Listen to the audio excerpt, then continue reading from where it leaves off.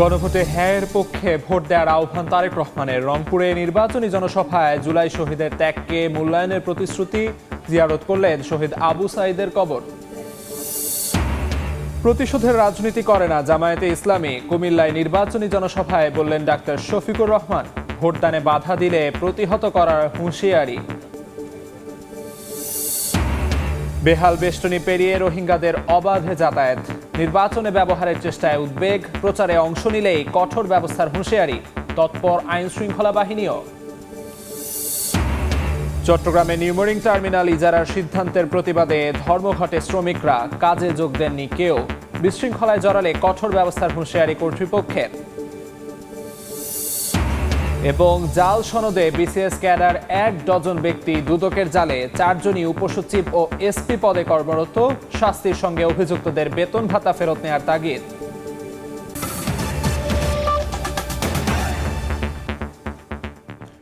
সংবাদের সঙ্গে আছি আমি আমিরুল ইসলাম আলিফ। গণভোটে হ্যাঁর পক্ষে ভোট দেওয়ার আহ্বান জানিয়েছেন বিএনপি চেয়ারম্যান তারেক রহমান। রংপুরে নির্বাচনী জনসভায় জুলাই শহীদের ত্যাগকে মূল্যায়নের প্রতিশ্রুতিও দিয়েছেন বিএনপি চেয়ারম্যান। বলেন, তাদের ত্যাগের মূল্যায়ন করতে হলে দেশের মানুষের রাজনৈতিক ও অর্থনৈতিক অধিকার নিশ্চিত করতে হবে।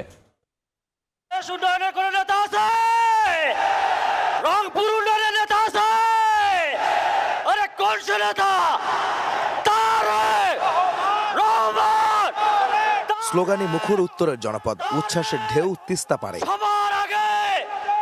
উষ্ণ অভ্যর্থনায় সিক্ত হলেন তারেক রহমান।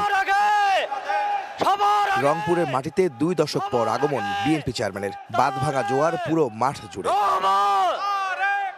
রংপুরের কালেক্টরেট ঈদগাহ মাঠে বিএনপি চেয়ারম্যান এসে পৌঁছান রাত 8:30 নাগাদ। সে সময় রংপুরের জনপদে স্বাগত জানান বিভাগটির নেতাকর্মী, সমর্থক ও সাধারণ মানুষ। মঞ্চে ছিলেন বিএনপি মনোনীত ধানের শীষের প্রার্থীরা। স্বাধীনতার ঘোষক শহীদ প্রেসিডেন্ট জিয়াউর রহমানের। ঠাকুরগাঁও 1 আসনের প্রার্থী বিএনপি মহাসচিব মির্জা ফখরুল ইসলাম আলমগীর তার বক্তব্যে বলেন, যারা স্বাধীনতার বিরোধিতা করেছিল তারা এখন ভোট বানচালের ষড়যন্ত্র করছে। নির্বাচনে ধানের শীষের পক্ষে জনগণকে ভোট দেওয়ার আহ্বান জানান তিনি। একটি দল যারা 1971 সালে আমাদের স্বাধীনতাকে বিরোধিতা করেছিল, হত্যা করেছিল মানুষদেরকে, সেই দলটি আজকে আবার চক্রান্ত করছে বাংলাদেশের এই নির্বাচনকে বানচাল করে বাংলাদেশকে একটা ব্যর্থ রাষ্ট্রে পরিণত করতে। বিএনপি চেয়ারম্যান তারেক রহমান তার বক্তব্যের শুরুতেই জুলাই শহীদ আবু সাঈদ সহ জীবন উৎসর্গ করা সবার ত্যাগের কথা স্মরণ করেন। বলেন, দেশের জন্য এই ত্যাগের মূল্যায়ন করতে হলে যে কোনো মূল্যে মানুষের রাজনৈতিক ও অর্থনৈতিক অধিকার নিশ্চিত করতে হবে।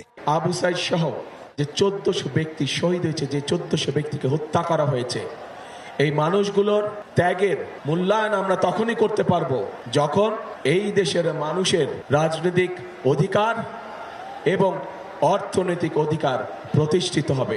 জনসমর্থন নিয়ে বিএনপি ক্ষমতায় এলে রেজিস্টার্ড এনজিও থেকে ক্ষুদ্র ঋণ নেওয়া কৃষকদের ঋণ মওকুফ করে দেওয়ার ঘোষণা দেন তারেক রহমান। এ সময় তিস্তা মহাপরিকল্পনা বাস্তবায়ন সহ পানি সমস্যা দূর করা ও কৃষি নির্ভর শিল্পায়ন করার প্রতিশ্রুতি দেন তারেক রহমান।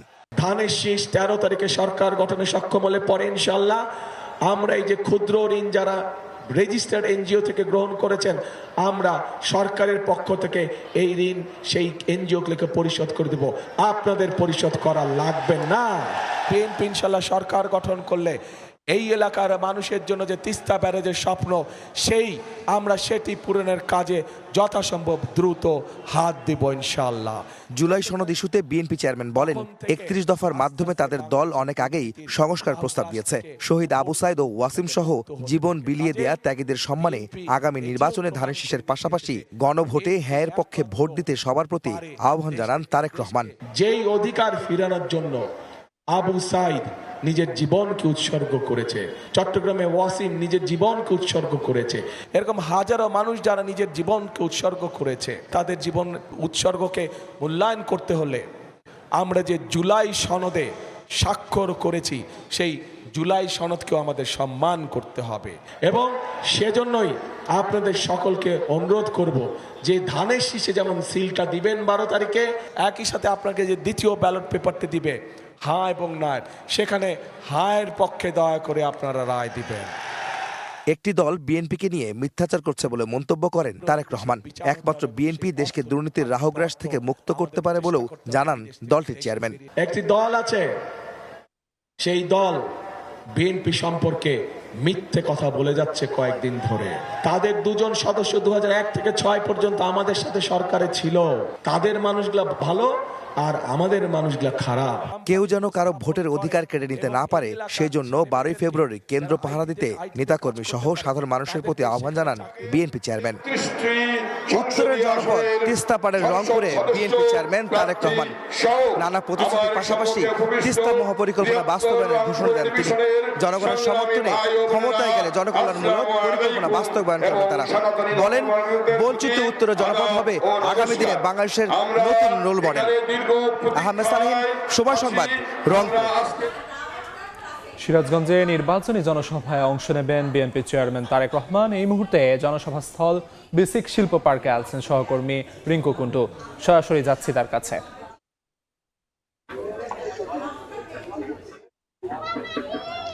দীর্ঘ প্রায় 20 বছর পর উত্তরবঙ্গের প্রবেশদ্বার সিরাজগঞ্জে আসছেন বিএনপির চেয়ারম্যান তারেক রহমান, এবং তারেক রহমানের আগমনকে ঘিরে সকাল থেকে কিন্তু পুরো যে সভাস্থল অর্থাৎ সিরাজগঞ্জের বেসিক শিল্প পার্কের যে মাঠটি রয়েছে সেখানে আমরা দেখছি যে নেতাকর্মীদের কিন্তু উৎসাহ উদ্দীপনা বিরাজ করছে, এবং আমরা দেখছি যে বিভিন্ন জায়গা থেকে কিন্তু বিভিন্ন সাজে সজ্জিত হয়ে দলীয় পতাকা, জাতীয় পতাকা সহ বিভিন্ন সাজে সজ্জিত হয়ে নেতাকর্মী এখানে আসছেন।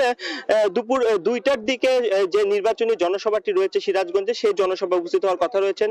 তিনি সেখানে প্রধান অতিথি হিসেবে বক্তব্য রাখেন বিএনপি চেয়ারম্যান তারেক রহমান, এবং সিরাজগঞ্জের 6টি সংসদীয় আসন এবং পাবনার যে 5টি সংসদীয় আসন রয়েছে সেই 2 জেলার যে বিএনপির প্রার্থীরা রয়েছে তাদের কিন্তু পরিচয় করে দিবেন, এবং এই সিরাজগঞ্জের যে বিভিন্ন উপজেলা থেকে বিভিন্ন জায়গা থেকে কিন্তু আসলে নেতাকর্মীরা আসবেন, এবং সেই দৃশ্যটি আমরা দেখতে পাচ্ছি। সকাল থেকে আসলে নেতাকর্মীরা এখানে ভিড় জমাচ্ছেন, এবং সাজসজ্জার যে মঞ্চের যে কাজ সেটি কিন্তু প্রস্তুত হয়ে গেছে। যেগুলো সিরাজগঞ্জ যে ধানের শীষের প্রার্থী রয়েছে অর্থাৎ সিরাজ 2 আসনের যিনি ধানের শীষ মনোনীত প্রার্থী, বিএনপি মনোনীত প্রার্থী, বিএনপি স্থায়ী কমিটির সদস্য ইকবাল হাসান মাহমুদ টুকু, তিনি আমরা দেখছি যে তিনি আসলে তদারকি করছেন, এবং আমরা দেখছি যে গত কয়েকদিন ধরে যে তারেক রহমানের আগমনকে ঘিরে সিরাজগঞ্জের যে বিভিন্ন জায়গায় সভা সমাবেশ এবং তার যে নির্বাচনী জনসভাটি সফল করার জন্য তারা কিন্তু আসলে বিভিন্ন প্রস্তুতি গ্রহণ করেছে। তো আমরা দেখছি যে সকাল থেকে কিন্তু যে বিএনপির চেয়ারম্যান তারেক রহমানের নির্বাচনী যে জনসভা সেখানে নেতাকর্মীরা আসছে, এবং আমরা দেখছি যে বেলা যত বাড়ছে নেতাকর্মীর সেই ভিড় কিন্তু আসলে বাড়ছে। এই সিরাজগঞ্জের যে নির্বাচনী জনসভা স্থল সেখানে কিন্তু আসলে সেই ভিড় আমরা দেখতে পাচ্ছি বাড়ছে। তো এই ছিল সিরাজগঞ্জ থেকে আমার কাছে তারেক রহমানের আগমনের জনসভার যে প্রস্তুতি তার সবশেষ খবর। সরাসরি যুক্ত ছিলাম সিরাজগঞ্জে। জামায়াতে ইসলামী প্রতিশোধের রাজনীতি করে না বলে জানিয়েছেন দলটির আমির ডক্টর শফিকুর রহমান। কুমিল্লায় নির্বাচনী জনসভায় অংশ নিয়ে ভোটদানে বাধা দিলে প্রতিহত করার হুঁশিয়ারি দেন তিনি। জামায়াত আমির বলেন, চরম দুঃসময়েও দেশ ছেড়ে যাননি তারা।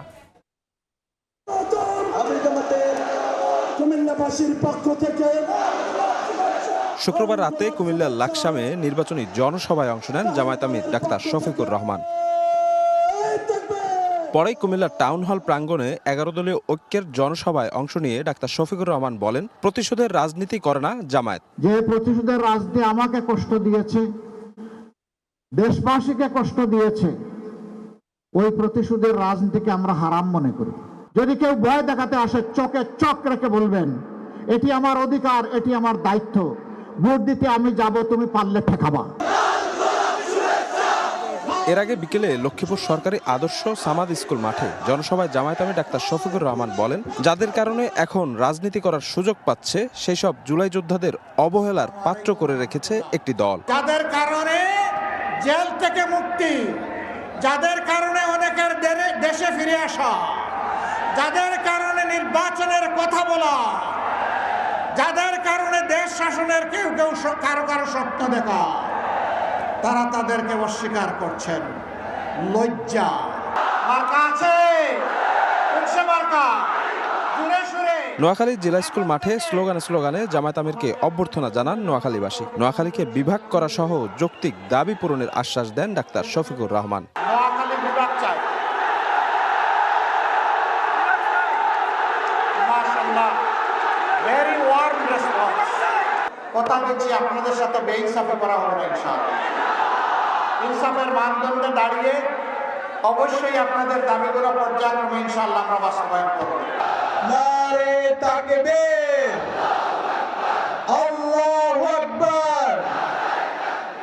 চট্টগ্রাম বিভাগীয় সফরের শুরুতেই ফেনী সরকারি পাইলট উচ্চ বিদ্যালয় মাঠে জনসভায় যোগ দেন জামায়াত আমির। বক্তব্যে তিনি বলেন, নির্বাচনে জয়ী হলে ফেনী নোয়াখালী এলাকার বন্যা দুর্ভোগ দূর করতে পার্শ্ববর্তী দেশের সঙ্গে সম্মানজনক সমাধান করবে তার দল। পার্শ্ববর্তী আমাদের প্রতিবেশী দেশের সাথে একটু এই ব্যাপারে ব্যাপার আছে, তাদের সাথে আমরা ফ্রুটফুল ডায়ালগের মাধ্যমে আমরা এর শান্তিপূর্ণ সমাধান খুঁজে বের করবো ইনশাআল্লাহ। বক্তব্যে দাঁড়িপাল্লায় ভোট দেওয়ার পাশাপাশি গণভোটে হ্যাঁকে জয়যুক্ত করার আহ্বান জানান জামায়াত আমির। ন্যায় ইনসাফের বাংলাদেশ গড়ার জন্য শফিক মুন্সি, সময় সংবাদ। 11টি দল ঐক্যবদ্ধ হয়েছে।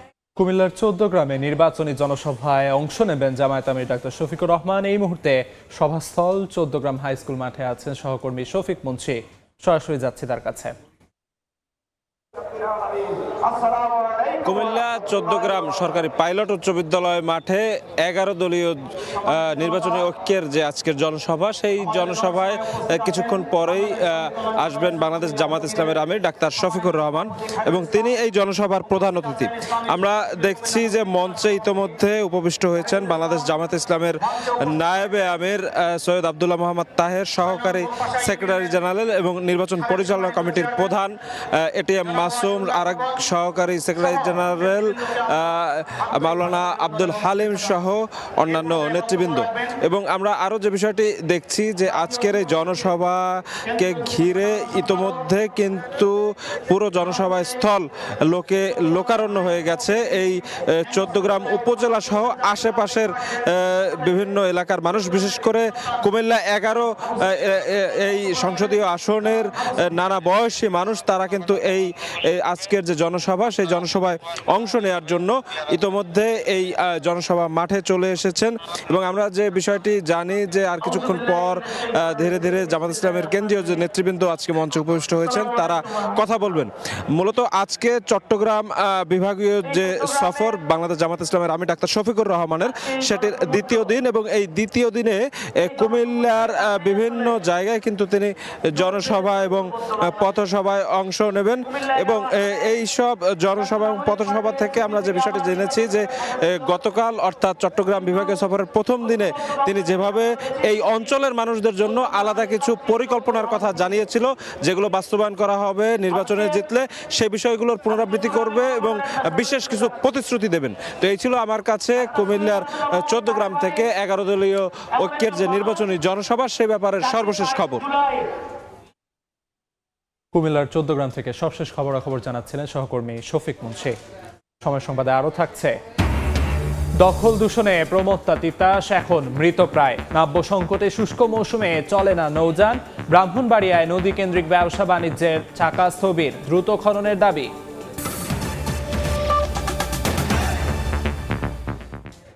ক্যাম্পের কাঁটাতারের বেষ্টনী বা চেকপোস্ট ফাঁকি দিয়ে লোকালয়ে অবাধে যাতায়াত করছেন রোহিঙ্গারা।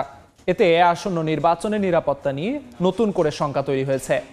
এমনিতেই মিয়ানমারের বিদ্রোহী গ্রুপগুলোর সংঘাতে সীমান্তে উত্তেজনা বিরাজ করছে, তার সঙ্গে যুক্ত হচ্ছে বিপথগামী রোহিঙ্গাদের ভোটে ব্যবহারের চেষ্টা।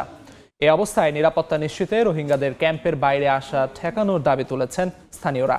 মোহাম্মদ ফরাজের ক্যামেরায় বিস্তারিত জানাচ্ছেন সুজাউদ্দিন রুবেল।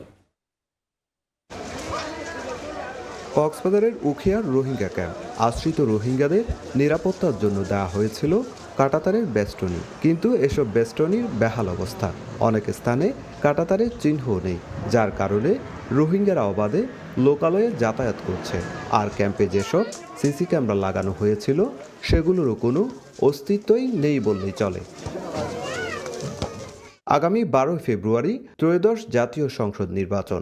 এই অবস্থায় রোহিঙ্গা ক্যাম্প থেকে অবাধে বের হচ্ছেন রোহিঙ্গারা। জনপ্রতিনিধি ও রোহিঙ্গা কমিউনিটির নেতাদের দাবি, নির্বাচনে রোহিঙ্গাদের ব্যবহারে শঙ্কা রয়েছে। সামনে জাতীয় সংসদ নির্বাচন, যদি রোহিঙ্গারা এভাবে অবাধে বের হয়ে যেতে পারে তাহলে নির্বাচনে একটা প্রভাব পড়ার আশঙ্কা রয়েছে। অনরাদ নির্বাচন যেতদিন ওই নজাগই এতদিন ফাইলে হাউস কমিউনিটি ক্যাম্পর মাঝে আবদন নগরনসা আর হোস্ট কমিউনিটির ফাঁতি রোহিঙ্গারে বারে জাতীয় নদনসা। এদিকে শঙ্কার বিষয়টি মাথায় রেখে কক্সবাজারের আইন শৃঙ্খলা রক্ষা বাহিনীও কঠোর অবস্থানে। যে সমস্ত আমাদের রোহিঙ্গারা ইতিমধ্যে বাইরে চলে এসছে বলে আমরা ধারণা করছি, তাদের বিরুদ্ধে আমরা আসলে এক ধরনের অভিযান পরিচালনা করার কথা চিন্তা করছি। ইতিমধ্যে আমরা কার্যক্রম গ্রহণ করছি, যাতে তারা যথাযথ বাইরে বের হয়ে না আসতে পারে।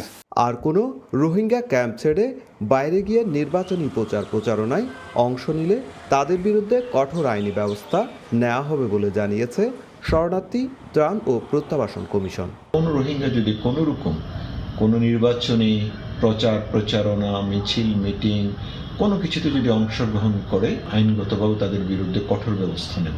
বর্তমানে কক্সবাজারের উখিয়া ও টেকনাফের 33টি আশ্রয় শিবিরে বসবাস করছে 15 লাখেরও বেশি রোহিঙ্গা নাগরিক। সুজাউদ্দিন রুবেল, সময় সংবাদ, কক্সবাজার। চট্টগ্রাম বন্দরের নিউমেরিং কন্টেইনার টার্মিনাল দুবাই ভিত্তিক ডিপি ওয়ার্ল্ডকে ইজারা দেওয়ার সিদ্ধান্তের প্রতিবাদে ধর্মঘটে শ্রমিক কর্মচারীরা। এই মুহূর্তে সেখানে আছেন রিপোর্টার ফেরদৌস লিপি, সরাসরি যাচ্ছি তার কাছে। সকাল 8টা থেকে ধর্মঘট শুরু হয়েছে। ইতিমধ্যে শ্রমিক কর্মচারী যারা আছেন তারা আমরা দেখেছি বন্দরে যে 4 নাম্বার গেট আছে সেখানে একটা বিক্ষোভ মিছিল করেছেন এবং তারা দাবি করছেন যে বন্দরের অভ্যন্তরে যে জাহাজ থেকে পণ্য ওঠানামা ছাড়া সব ধরনের যে অপারেশনাল কাজ সেটা বন্ধ রয়েছে এবং যদিও শ্রমিক যারা আছেন তারা বন্দরে এসেছেন, সাইন করেছেন, কিন্তু কোনো ধরনের যে কার্যক্রম সেই কার্যক্রমে তারা অংশ নিচ্ছে না। বেলা 11টার দিকে বন্দর ভবনের সামনে তাদের একটা বিক্ষোভ মিছিল বের করার কথা রয়েছে এবং আপনারা জানেন যে শ্রমিক কর্মচারীদের যেই ধর্মঘট, সেই ধর্মঘট কিন্তু 2 দিনের ডাকা। আজকে শনিবার বন্দরের অভ্যন্তরে যে অপারেশনাল কার্যক্রম সেই কার্যক্রম তারা বন্ধ ঘোষণা করেছেন এবং আগামীকাল রোববার অপারেশনাল কাজের পাশাপাশি দাপ্তরিক যে কাজ সেটাও বন্ধ রাখার তারা ধর্মঘটের কর্মসূচি হিসাবে রেখেছেন এবং তাদের দাবি হচ্ছে যে চট্টগ্রাম বন্দরে যে এনসিটি এটি একটি লাভজনক প্রতিষ্ঠান এবং যেটা বন্দরের নিজস্ব টাকায় গড়ে ওঠা সেই লাভজনক প্রতিষ্ঠানকে কেন বিদেশিদেরকে পরিচালনার দায়িত্ব দেওয়া হবে এবং অবিলম্বে এই যে চুক্তির প্রক্রিয়া সেটা বাতিল করার তারা আহ্বান জানিয়েছেন সরকারকে এবং তা না হলে কিন্তু বন্দর আরও কঠোর কর্মসূচির ঘোষণা দিয়েছেন কর্মচারী এবং যারা শ্রমিক নেতারা আছেন তারা। এবং আমরা দেখেছি যে গতকাল কিন্তু চট্টগ্রাম বন্দর কর্তৃপক্ষ এটা নিয়ে কঠোর অবস্থান নিয়েছেন। বিশেষ করে আপনারা জানেন যে গণমাধ্যমের কাছে তারা একটা বিজ্ঞপ্তি পাঠিয়েছেন, যে বিজ্ঞপ্তিতে বলা হচ্ছে উচ্চ আদালতের সিদ্ধান্তের বিরুদ্ধে গিয়ে যেসব শ্রমিক কর্মচারী ঐক্য পরিষদ সহ যারা এই ধর্মঘটে অংশ নেবেন কিংবা বিশৃঙ্খলা সৃষ্টি করবেন তাদের বিরুদ্ধে কঠোর অবস্থান নেওয়া হবে। এবং আমরা সকাল থেকে দেখেছি বন্দর ভবনের সামনে কিন্তু অতিরিক্ত যে আইন শৃঙ্খলা রক্ষাকারী বাহিনী পুলিশ সেটা মোতায়েন আছে। তো এই ছিল আমার কাছে এখনো পর্যন্ত চট্টগ্রাম বন্দর থেকে সর্বশেষ। চট্টগ্রাম বন্দর থেকে সবশেষ খবরাখবর জানাচ্ছিলেন সহকর্মী ফেরদৌস লিপি। EDF Aluminium, redefine possibilities. সময় সংবাদে আরও থাকছে। অবশেষে রাফা ক্রসিং খুলে দেওয়ার ঘোষণা ইসরায়েলের। কাল থেকে গাজায় ঢুকবে ত্রাণবাহী ট্রাক। অন্তত 70,000 ফিলিস্তিনের প্রাণহানি স্বীকার করল নেতানিয়াহু বাহিনী। সংবাদ, জালিয়াতির মাধ্যমে বিসিএস ক্যাডার হয়েছেন অন্তত 1 ডজন ব্যক্তি। তাদের কেউ প্রশাসনের হাল ধরেছেন, আবার কেউ পুলিশের এসপি ও উপসচিবের দায়িত্বে রয়েছেন। এর মধ্যে উপসচিব ও এসপি পদে চাকরিরত 4 জন। দুদকের অনুসন্ধান বলছে ভুয়া মুক্তিযোদ্ধা সার্টিফিকেট ও জাল সনদ দেখিয়ে চাকরি পেয়েছেন তারা। বিশেষজ্ঞরা বলছেন জালিয়াতির মাধ্যমে চাকরি বাগিয়ে নেওয়া ব্যক্তিদের কাছ থেকে বেতন ভাতা সহ সব অর্থ ফেরত নেওয়ার সঙ্গে শাস্তি দেওয়া জরুরি। চাচাকে বাবা বানিয়ে মুক্তিযোদ্ধা কোটায় বিসিএস ক্যাডার হয়েছিলেন জনপ্রশাসন মন্ত্রণালয়ের সিনিয়র সহকারী সচিব কামাল হোসেন। বিষয়টি নিশ্চিত হওয়ার পর প্রথমে তার বিরুদ্ধে মামলা করে দুদক। এ মামলায় জামিন নিতে গেলে 35তম বিসিএসের এই কর্মকর্তাকে কারাগারে পাঠান আদালত। দুদকের তথ্য বলছে জালিয়াতির মাধ্যমে বিসিএস ক্যাডার হয়েছেন এরকম 1 ডজন ব্যক্তির তথ্য পেয়েছেন তারা। এর মধ্যে 2008 সালের 29তম বিসিএস এ নিয়োগপ্রাপ্ত হন 6 জন। তাদের বিরুদ্ধেও মামলা করেছে সংস্থাটি। মামলায় বলা হয়েছে কোটা না থাকলেও ফল প্রকাশের 6 মাস পর ভুয়া মুক্তিযোদ্ধা কোটায় নিয়োগ পেয়েছেন। তারা হলেন উপসচিব নাহিদা বারিক, রকিবুর রহমান খান, তোফাজ্জল হোসেন, পুলিশ সুপার খোরশেদ আলম সহ অন্যরা। এছাড়া জাল সনদে 38 ও 41তম বিসিএস এ চাকরি নেওয়ার অভিযোগে আরও 3 জনের বিরুদ্ধে মামলা করেছে সংস্থাটি। দুদক বলছে শুধু বিসিএস ক্যাডারদের টার্গেট করে নয়, বরং যাদের বিরুদ্ধে সুনির্দিষ্ট অভিযোগ আসছে তাদের বিরুদ্ধে নেওয়া হচ্ছে পদক্ষেপ। কোনো স্পেসিফিক কোনো কিছু কোনো প্রতিষ্ঠান বা এভাবে নয়, আমাদের কাছে যে অভিযোগগুলো এসে থাকে সেগুলি যথাযথভাবে পর্যালোচনা করে অনুসন্ধানের জন্য নেওয়া হয় এবং সংশ্লিষ্ট অনুসন্ধান দল অনুসন্ধান শেষে আইনানুগ ব্যবস্থা গ্রহণ করা হয়। দুর্নীতি বিরোধী জাতীয় সমন্বয় কমিটির এই নেতা বলছেন, জাল জালিয়াতির মাধ্যমে বিসিএস ক্যাডার হওয়া ব্যক্তিদের লক্ষ্যই থাকে দুর্নীতি করা, কাজেই তাদের শাস্তির আওতায় আনতেই হবে। সবাই দেখি অ্যাডমিন ক্যাডারে যাইতে চায়।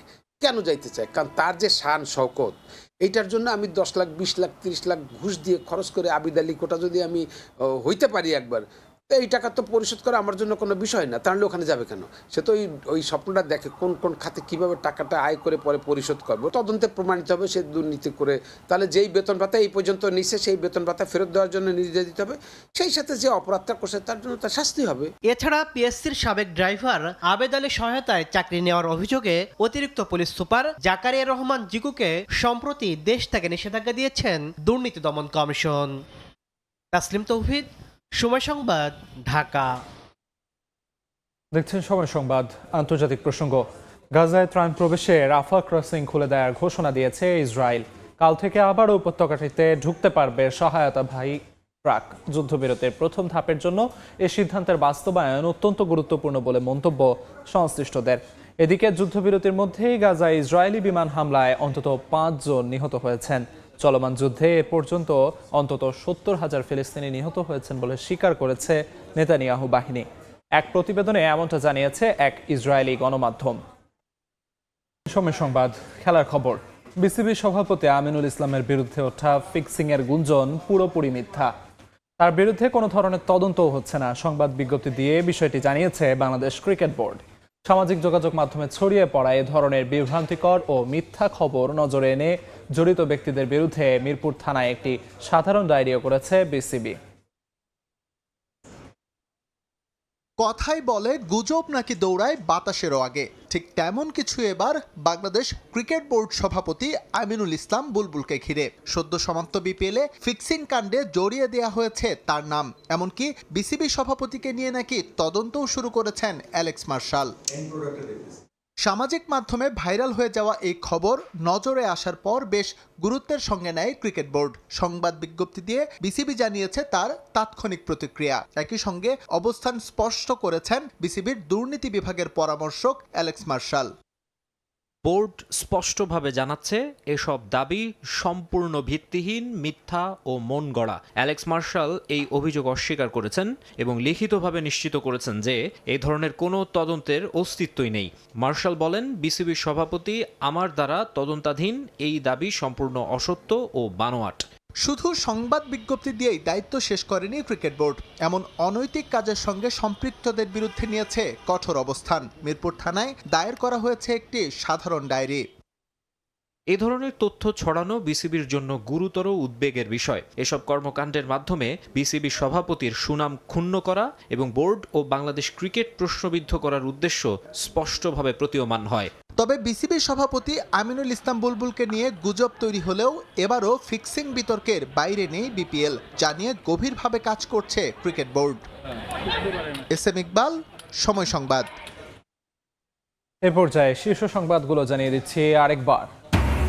গণভোটে হ্যাঁ এর পক্ষে ভোট দেওয়ার আহ্বান তারেক রহমানের।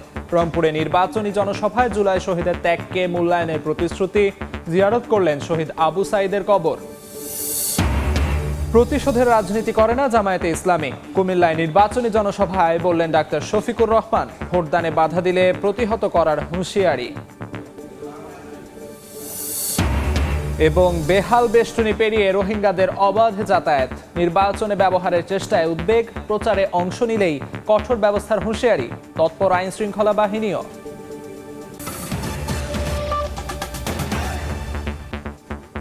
এই ছিল সকাল 10টার সময় সংবাদে। এ সময় বাণিজ্যের সঙ্গে থাকবেন মালিহা সুহরাওয়ার্দী। ধন্যবাদ আলিফ। এই সময় বাণিজ্য নিয়ে আসছি কিছুক্ষণ পর, সঙ্গে থাকুন সময়ের।